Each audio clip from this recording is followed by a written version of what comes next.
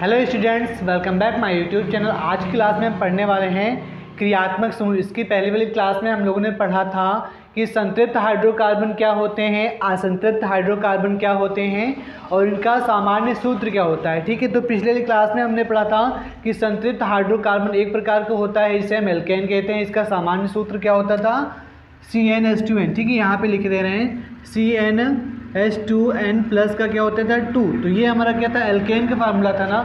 और हमारा दूसरा क्या था, एल्कीन था। तो एल्कीन का जो फार्मूला था CnH2n, ये एल्कीन था। और एल्कीन का जो सामान्य सूत्र है एल्कीन, ठीक है, उसका सामान्य सूत्र था CnH2n माइनस के क्या 2। ठीक है, अब लेकिन अब हम क्या करेंगे, क्रियात्मक समूह में सीखेंगे कि जो एल्केन है, एल्केन जो है उसको अगर हम क्रियात्मक समूह जोड़ते हैं उसके साथ तो वो किस प्रकार से रिएक्ट करता है या फिर किस में चेंज हो जाता है। ठीक है, तो यहाँ पर यदि हम इसका सामान्य सूत्र देखेंगे, जब क्रियात्मक समूह जुड़ता है किसी एल्केन में, ठीक है, किसी एल्केन में क्या करता है, ये यौगिक, ठीक है, या फिर यौगिक का नाम ही हमारा क्रियात्मक समूह है। देखो यहाँ पर समझते हैं, ये हमारा क्या है, हैलो है। ये क्या है, हैलो। इसे हम क्या कहते हैं, हैलोजन परिवार के तत्व। ठीक है, हैलोजन परिवार के तत्व में तुम्हारा क्या है, क्लोरीन है, ब्रोमीन है और आयोडीन है। ठीक है, तो यहाँ से जब ये हाइड्रोजन जोड़ेगा किसमें, एल्केन में, तो इसमें एक हाइड्रोजन क्या होता है, विस्थापित हो जाता है,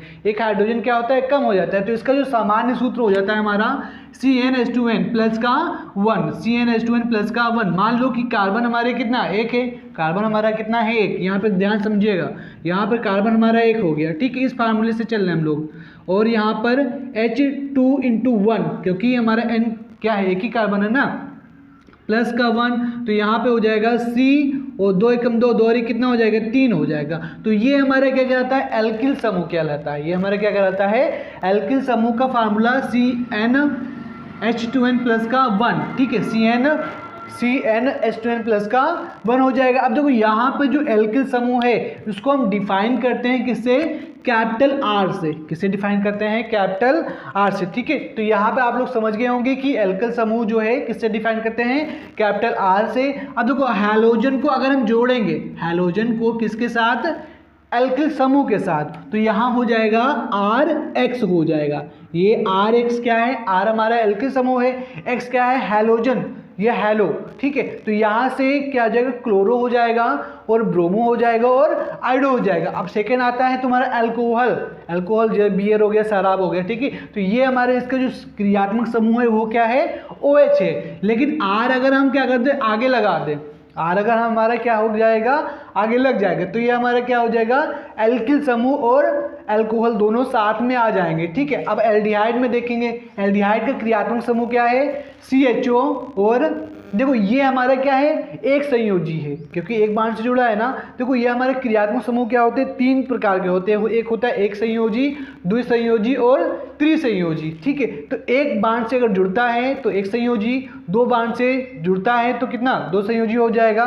तो देखो यहाँ पर एक बांड से जुड़ेगा ना किसी हाइड्रोजन से, या फिर हाँ हाइड्रोजन से ही जुड़ेगा। ठीक है, उसके बाद ये भी हमारा एक संयोजी हो जाएगा, एल्डिहाइड, फॉर्मेल्डिहाइड, ठीक है, एसिटाल्डिहाइड, इस तरह से ये बनता है। और इसका जो सामान्य सूत्र होगा एल्डिहाइड का, ये होगा आपका मेथेनल।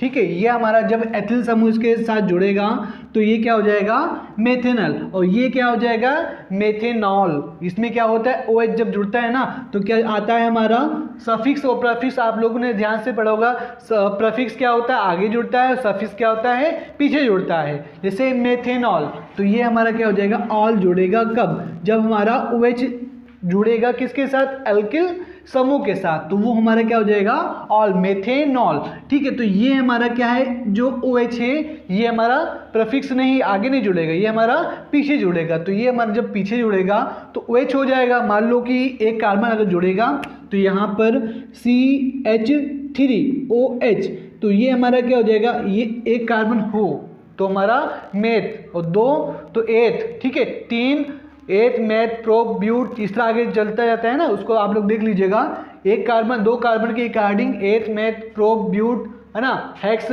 पेंट, इस तरह आगे बढ़ता जाता है। तो एक में हमारा क्या होता है, मेथ होता है, मेथ। और यहाँ से ऑल अगर जुड़ेगा किसके साथ, OH के साथ, तो क्या हो जाएगा, मेथेनॉल हो जाएगा। ठीक है, तो ये हमारा आईयूपीएसी नेम इसी के अकॉर्डिंग ठीक है, समझाते हैं इसको। हम नेक्स्ट क्लास में आईपीएससी ने कवर करेंगे। फिलहाल से आप लोग आज कवर करने वाले हैं क्रियात्मक समूह किस प्रकार से जुड़ता है एल्किल समूह में। ठीक है, तो ये हमारा सेकंड क्या है, एल्डिहाइड है। तो ये जब एल्किल समूह R से जुड़ेगा, एल्किल समूह हमारा क्या है फॉर्मूला CnH2n+ का 1। ठीक है, इसके साथ अगर जुड़ेगा तो CHO हो जाएगा, जो कि हमारा एल्डिहाइड है, जो कि हमारा क्या है, एल्डिहाइड। तो ये हमारा जो है कहलाता है मेथेनल। ठीक है, ये अल जुड़ता है, छोटा आ और ला, अल है ना। उसके बाद कीटोन।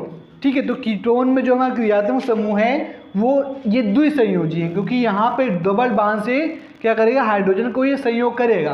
तो ये हमारा क्या है, द्विसंयोजी है। तो इसका जो सामान्य सूत्र है वो CO है। ठीक है, ध्यान से रखिएगा CO। और ये डबल बॉन्ड से कार्बन जुड़ जाएगा और डबल बॉन्ड से हमारा ऑक्सीजन भी जुड़ेगा। ठीक है, ऑक्सीजन और कार्बन, ठीक है, यही सारे लिए गए हैं इसमें।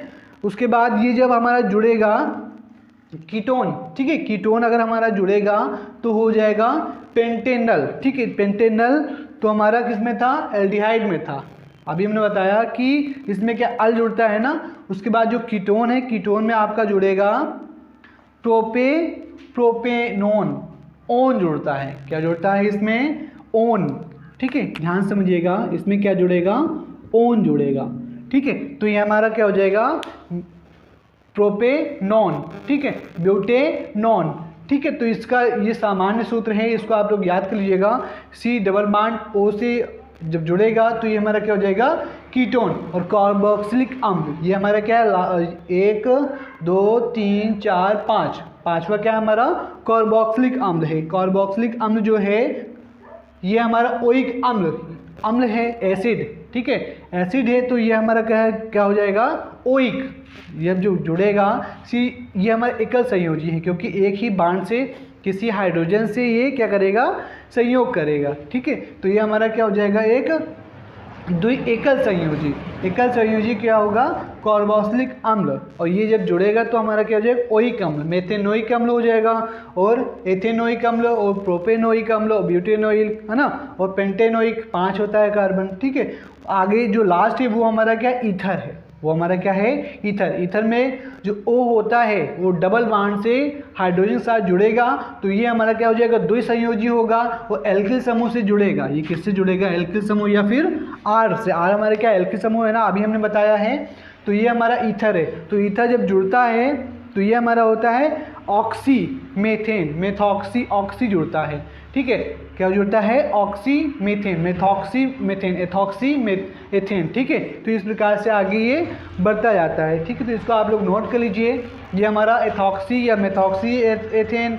ठीक है, उसके बाद पेंटॉक्सी, पेंटेन, है ना, या फिर हाँ पेंटेन। ठीक है, तो इस प्रकार से आगे बढ़ता ही जाता है। ये हमारा ओइक, ओन जुड़ेगा, और ये फार्मिक ओइक अम्ल, ओइक है ना, और ये हमारा एल्डिहाइड हो जाएगा, नोन, यहाँ पर नोन, और अल्कोहल जुड़ेगा, और यहाँ पर क्या हो जाएगा, हाइड्रोजन है, तो क्या हो जाएगा हमारा Cl, क्लोरीन है ना, तो क्या हो जाएगा, क्लोरो, फिर ब्रोमो, फिर हमारा आयोडो। तो इसको आप लोग नोट कर लीजिए, और नेक्स्ट क्लास में हम लोग कवर करने वाले हैं आईपीएससी नहीं। इसी तरह वीडियो को अंत तक जरूर देखिएगा, अंत तक क्या, अंत में आ ही गया है ना।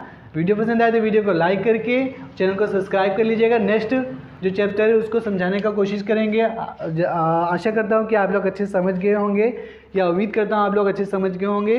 फिलहाल से इसको आप लोग नोट कर लीजिए, ये हमारा एल्केन समूह, ये एल्कीन है, ये हमारा एल्काइन है। ठीक है, अगर वीडियो पसंद आए तो वीडियो को शेयर कर दीजिएगा। धन्यवाद।